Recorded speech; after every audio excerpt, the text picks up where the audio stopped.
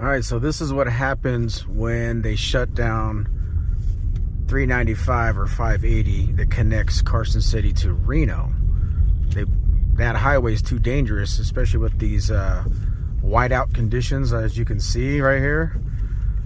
It knocks trucks over and cars get blown off the road. So we have to take the frontage road, which is the old 395. And as you can see, when they do that, it just gets backed up, man. Backed up. So you have to make sure you have a lot of gas. Make sure you have a lot of gas in your car, because you can be sitting in your car for a while. Make sure it's topped off. Make sure you have some food and water or some snacks and some something to drink. And have good tires. And a good, reliable car that won't break down in this kind of weather, because that would really suck.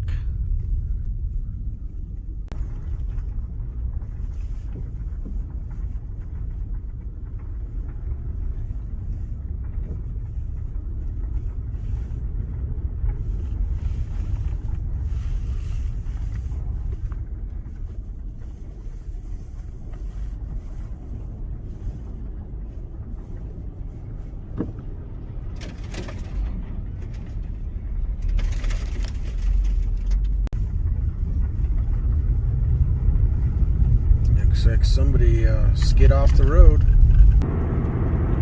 All right, so 2 hours in that traffic in Washoe Valley, and I finally made it to better weather, back on the highway, and I'm just about to enter South Reno. So that's basically what it's like to get stuck in Washoe Valley during a snowstorm. And it wasn't even really snowing, it was just really windy with some dusting of light snow, and it was pretty bad with just that. Can you imagine if it was actually snowing?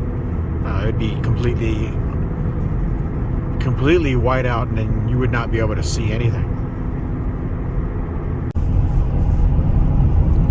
Look at this idiot. There's a crash and he's not getting over. He's staying in the fast lane. What an idiot.